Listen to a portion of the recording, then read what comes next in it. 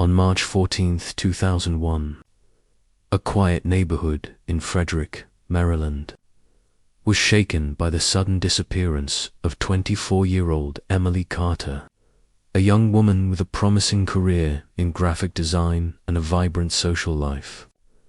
Emily lived alone in a small apartment on Linden Avenue, just a few blocks from her office, and was known by friends and co-workers as dependable, friendly, and creative.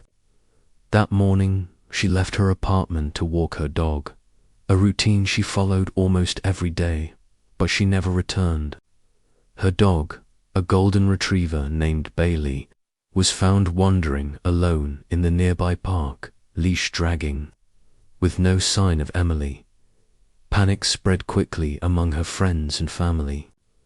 Her parents, Harold and Diane Carter, immediately called the Frederick Police Department when she failed to return from her walk. Officers quickly canvassed the area, checking the apartment, local stores, and public transportation stops. Emily's belongings were all still in her apartment, her wallet, keys, and phone untouched. The absence of any struggle or forced entry puzzled investigators. Emily's neighbors reported seeing a man in a dark hoodie loitering near her building earlier that morning, but his description was vague, and no one could provide a license plate number. With no clear leads, detectives launched a missing person investigation, treating the case with urgency given Emily's young age and the mysterious circumstances. Local media began covering the story, and community members organized search parties, distributing flyers throughout Frederick. Days turned into weeks, and weeks into months, with Emily nowhere to be found. The investigation slowly hit a wall. Detectives considered several possibilities, including an abduction by someone she knew, a random act of violence, or even a voluntary disappearance, though Emily had left no clues suggesting she would vanish on purpose. Her friends described her as someone deeply connected to her work and family, making a voluntary disappearance unlikely. The Frederick Police Department compiled every piece of information from the initial searches, neighborhood interviews, and witness statements. They created a detailed profile of Emily's daily routine, acquaintances, and known contacts, but despite their thorough work, leads ran cold. The case became one of Frederick's most troubling unsolved mysteries. Over the next 5 years, Emily's case remained open, with occasional tips from the public, but none led to a breakthrough. The community's anxiety lingered, as the hope of finding her alive gradually diminished. Her family, however, refused to give up, holding annual memorials and staying in contact with investigators, reminding them of the importance of pursuing every lead. In 2006, the Frederick Police Department partnered with the Maryland State Police Cold Case Unit, bringing new resources and technologies to re-examine unsolved cases, including Emily's disappearance. Detectives revisited old witness statements, reviewed forensic evidence collected at the time, and used new databases that were unavailable during the original investigation. Among the few items collected were a set of fingerprints found on Emily's apartment doorframe, partial shoe prints outside the building, and a small piece of torn fabric from the sidewalk near where Bailey had been found. None of these had matched anyone in national databases at the time, but the advancements in DNA analysis and fingerprint technology provided a new avenue.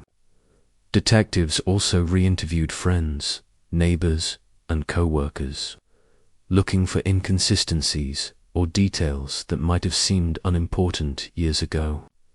One witness recalled seeing a suspicious man in a grey pickup truck parked near Emily's apartment around the time she disappeared.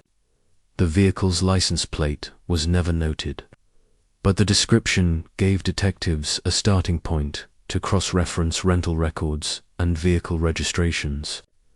The cold case unit also looked into Emily's digital footprint, While social media was not as prevalent in 2001, email exchanges and online forums she participated in provided small details about acquaintances who had interacted with her regularly. These digital traces revealed a connection to a man named Peter Lawson, a former co-worker who had resigned from the same design firm 6 months prior to Emily's disappearance. Lawson had a history of minor criminal offenses, including harassment, and had been known to exhibit obsessive behavior toward female colleagues. Detectives pulled all available records on Lawson, including employment history, known addresses, and past interactions with law enforcement. They also analyzed any prior communications between him and Emily, looking for evidence of escalating behavior or threats. Investigators discovered that Lawson had been in Frederick at the time of Emily's disappearance.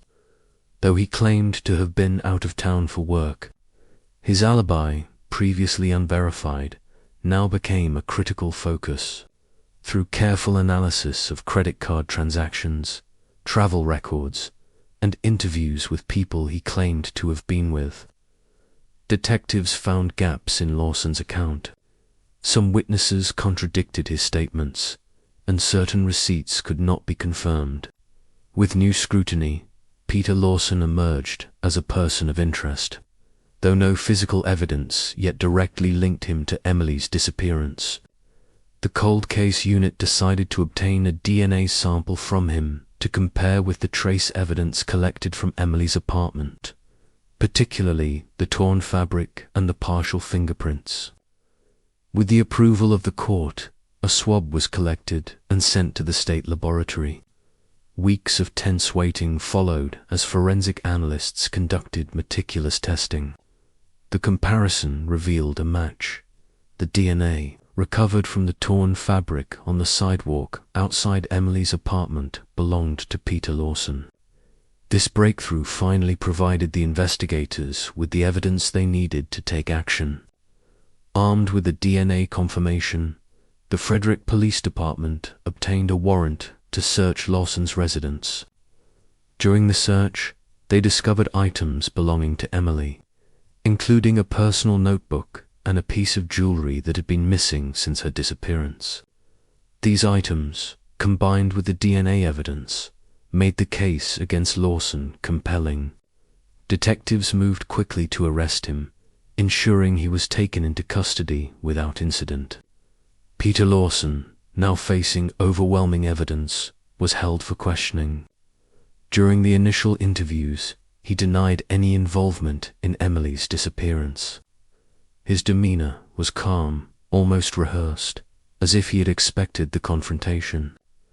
Detectives, however, persisted, presenting him with the DNA results, the recovered belongings, and the contradictions in his alibi. Over the course of several hours, the pressure mounted.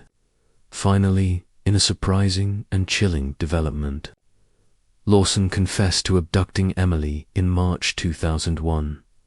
He detailed how he had planned the abduction after months of obsession, how he had lured her from her apartment under false pretenses, and how he had kept her in a secluded location before her death. The confession, though horrifying, provided crucial closure to the case that had haunted Frederick for 5 years. Investigators immediately worked to recover Emily's remains, which led them to a wooded area several miles from her apartment.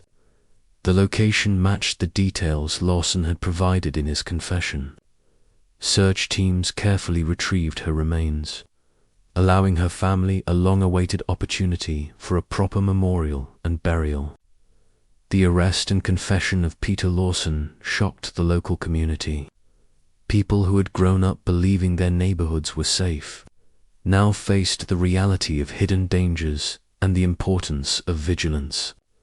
The Frederick Police Department, in collaboration with the Cold Case Unit, praised the persistence and dedication of the investigators who refused to let Emily's case go unsolved. For her family, the revelation brought a mixture of relief and grief.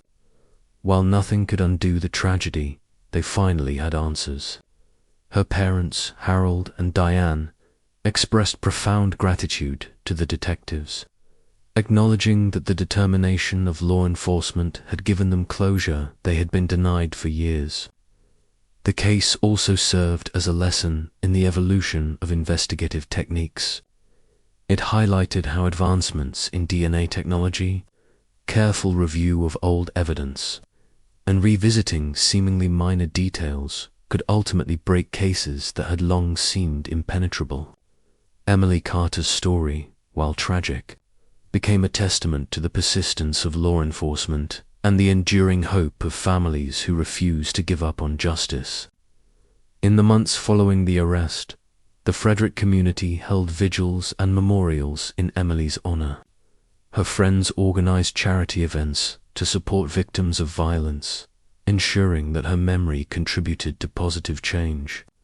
The confession and subsequent recovery of her remains allowed the legal process to move forward, with prosecutors preparing a case that would lead to a conviction and a sentence reflecting the gravity of Lawson's crimes.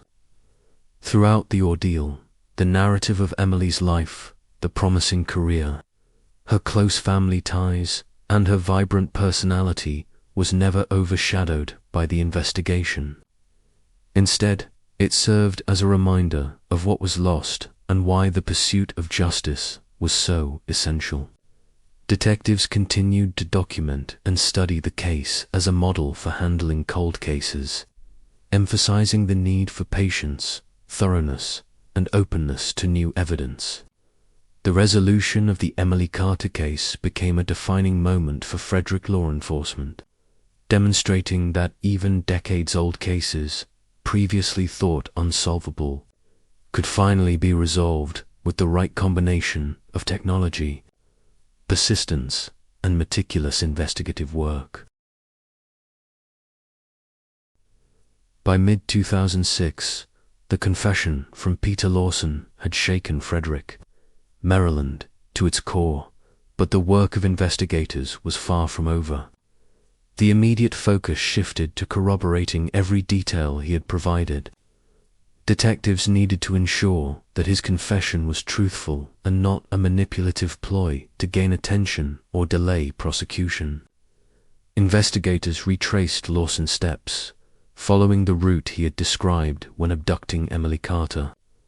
They visited the wooded area where her remains had been found, mapping out the paths, noting distances, and cross-referencing with nearby roads and landmarks.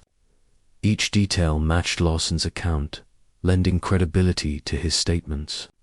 During this time, forensic teams continued analyzing the evidence collected from Lawson's residence. In addition to Emily's notebook and jewelry, they discovered items that had been overlooked initially, a set of photographs and personal effects that Lawson had kept in a locked drawer.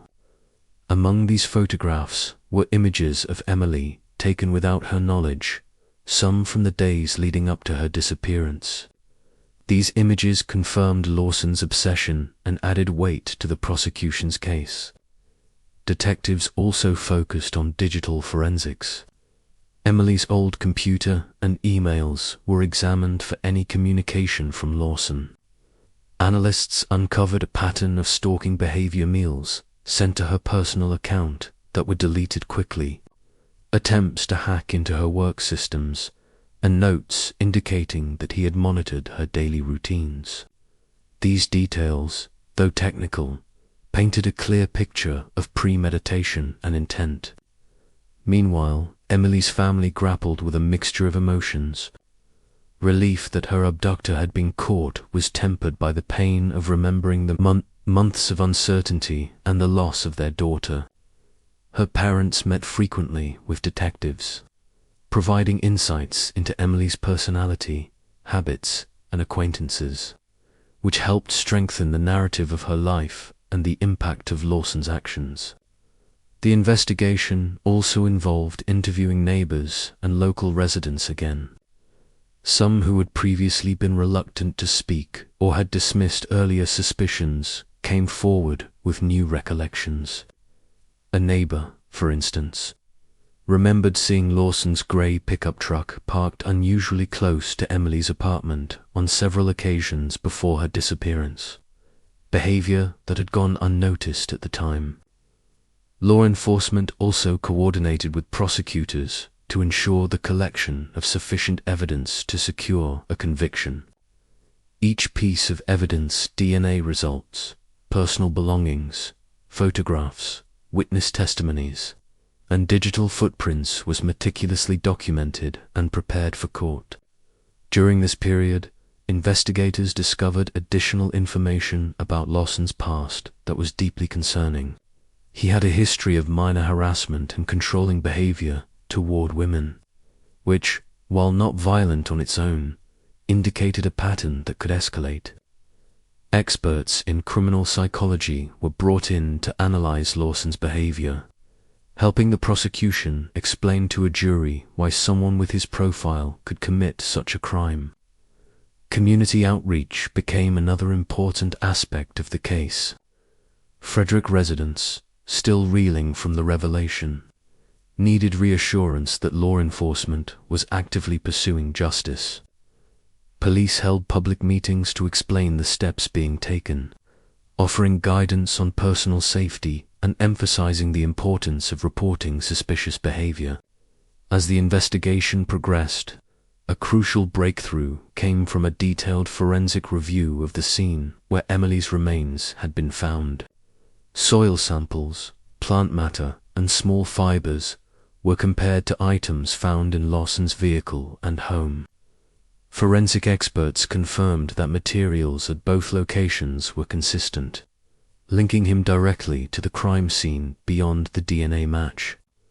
These findings solidified the chain of evidence, leaving little room for doubt about Lawson's guilt. In late 2006, after months of preparation, prosecutors charged Peter Lawson with first-degree murder, kidnapping, and related offenses. The announcement of the charges was met with mixed emotions: relief that justice was finally moving forward, but also a somber reminder of the tragedy that had unfolded 5 years earlier. The legal proceedings required careful handling, as the case was high-profile and emotionally charged. Lawyers for the prosecution meticulously built their argument, using the confession, forensic evidence, witness statements, and digital records to demonstrate premeditation, planning, and culpability. Defense attorneys, on the other hand, attempted to challenge the reliability of the confession, suggesting that Lawson might have been coerced or that his recollection of events could be inaccurate. Expert witnesses were prepared to address these points, particularly the corroboration of his statements through independent evidence. During pre-trial hearings, the court reviewed the collection and handling of evidence to ensure all procedures followed legal standards. Defense motions to suppress certain items were carefully considered and largely denied, given the careful documentation and adherence to protocol by the police and forensic teams. In the months leading up to the trial, the community remained engaged.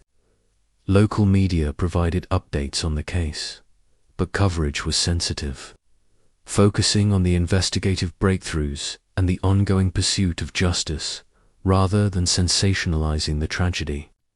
Emily's friends and family participated in memorial events, emphasizing her life and contributions rather than only the circumstances of her death. Investigators continued to work quietly, following up on minor leads and reviewing all aspects of Lawson's history. They discovered small but telling details, such as attempts to rent storage units near Emily's apartment and inquiries he had made about local wooded areas, indicating that the crime had been pre-planned. The trial, set for early 2007, was expected to be intense. Given the emotional weight of the case and the meticulous preparation by both sides, prosecutors had a strong case, built on decades-old evidence now verified by modern technology and corroborated through independent means. Detectives remained in contact with Emily's family throughout, providing updates and preparing them for the courtroom experience, which could be both traumatic and cathartic. By late 2006, it was clear that the arrest and the evidence collected had already brought a sense of closure to Frederick's community. Neighbors who had once felt fear and uncertainty began to see that law enforcement's dedication and persistence could bring resolution even after years of frustration. Emily's story, tragic though it was, now served as a reminder of the importance of meticulous investigative work and the power of modern forensic science in solving cases that had long seemed impossible. The stage was set for the trial, where the facts painstakingly gathered over the previous months would be presented in full, allowing the community and Emily's family to witness the legal system deliver justice for a crime that had haunted them for years. The trial of Peter Lawson began in early 2007 at the Frederick County Courthouse, drawing significant attention from both local media and the community. Courtrooms were filled with reporters, residents, and family members, all eager to see justice finally served for Emily Carter. From the outset, the atmosphere was tense, with emotions running high as the prosecution laid out its case. District Attorney Margaret N. opened by presenting a detailed timeline of events, starting with Emily's disappearance in 2001, the subsequent investigations, and culminating with Lawson's arrest in 2006. She emphasized the painstaking work of detectives who had revisited old evidence, re-interviewed witnesses, and leveraged modern forensic technology to connect Lawson to the crime. She spoke of Emily as a vibrant young woman whose life had been cut tragically short, humanizing her to the jury and reminding everyone present of the stakes involved. The prosecution then called their first witness, Detective Samuel Reeves, one of the lead investigators in the cold case unit. He described the meticulous process of matching Lawson's DNA to evidence found at the scene and in his vehicle. He also explained how items recovered from Lawson's home, including personal belongings of Emily, photographs, and other artifacts, corroborated Lawson's confession. Reeves recounted the efforts to trace Lawson's movements, digital footprints, and eyewitness accounts, demonstrating a clear pattern of stalking, abduction, and premeditated murder. Next, forensic experts testified regarding DNA matches, soil samples, and fibers connecting Lawson to the crime scene. The evidence was presented in simple, clear terms to ensure the jury understood the direct links. Each expert reinforced the credibility of the confession by showing how independent, physical evidence aligned perfectly with Lawson's own statements. Emily's family took the stand later in the trial. Her mother, Susan Carter, spoke through tears about the pain of losing her daughter and the long years of uncertainty before Lawson's capture. She detailed the emotional toll of the investigation and the hope that had remained alive despite the passage of time. Emily's father, James Carter, described his relief at seeing justice finally pursued, acknowledging the persistent work of the investigators who never gave up. These testimonies added a deeply personal element to the courtroom proceedings, reminding the jury of the human cost behind the evidence. One of the pivotal moments of the trial came when Pamela Lawson, Peter's estranged ex-wife, provided testimony about his manipulative controlling behavior. She described how Lawson had coerced her into fabricating alibis, monitored her activities, and controlled many aspects of her life, emphasizing the pattern of behavior that escalated to Emily's murder. Her testimony helped the jury understand the psychological profile of the defendant and his capacity for premeditation. The defense, led by veteran attorney Richard Caldwell, attempted to challenge the reliability of the confession and questioned whether Lawson's recollections could be trusted. They suggested that evidence could have been contaminated or misinterpreted, and argued that Lawson might have been coerced or influenced by investigators. However, each claim was systematically countered by the prosecution, presenting clear forensic and testimonial evidence. Caldwell also attempted to introduce minor inconsistencies in witness statements to sow doubt, but these were minimal compared to the overwhelming body of corroborated evidence. As the trial progressed, Lawson's demeanor drew attention. He appeared unrepentant, at times attempting to disrupt proceedings with outbursts and interruptions. Court officers frequently had to intervene to maintain order. His behavior further underscored the prosecution's portrayal of him as a manipulative and dangerous individual, unwilling to take responsibility for his actions. During cross-examination, Lawson attempted to portray himself as a victim of circumstance, claiming his confession was misrepresented and his actions misinterpreted. He offered no plausible alternative explanation for the physical evidence, linking him to Emily or the documented premeditation revealed through digital, forensic, and testimonial accounts. The prosecution's closing arguments were both emotional and logical. District Attorney N. summarized the case, highlighting the extensive investigation, the physical and forensic evidence, and the corroborated confession. She reminded the jury of the human toll, the grief of Emily's family, and the persistent danger posed by Lawson prior to his arrest. She urged the jury to consider the weight of the evidence and the need for justice to be served.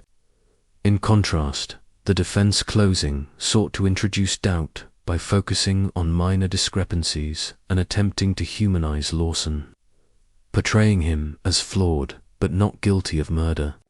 Despite these efforts, the overwhelming alignment of confession, evidence, and witness testimony made their case tenuous.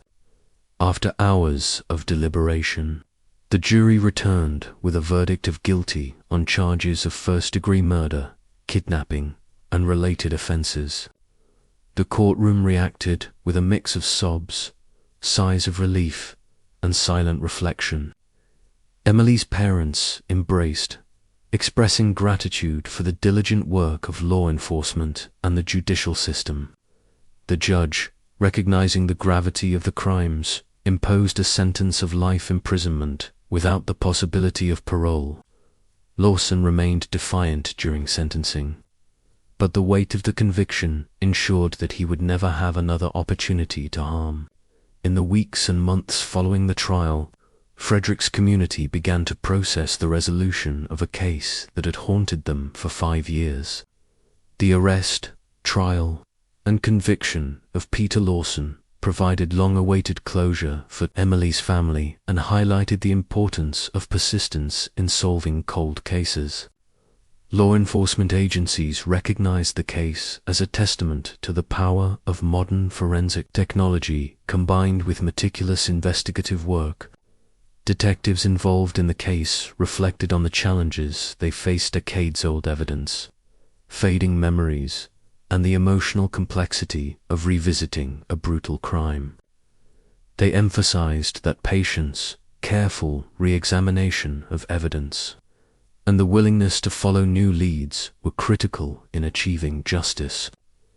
Emily Carter's memory became a cornerstone for community initiatives aimed at raising awareness about personal safety, the importance of reporting suspicious behavior, and the value of forensic science in criminal investigations.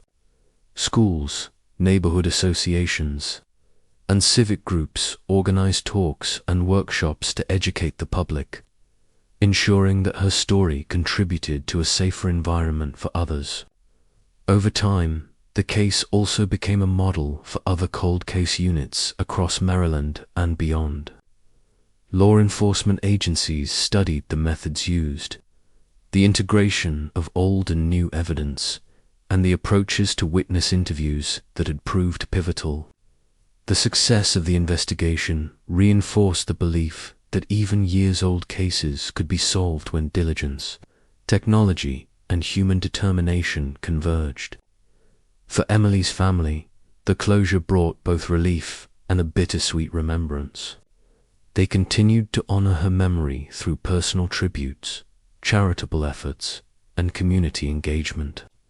Though the pain of her loss would never fully disappear, the conviction of Peter Lawson allowed them to move forward with a sense of justice finally restored.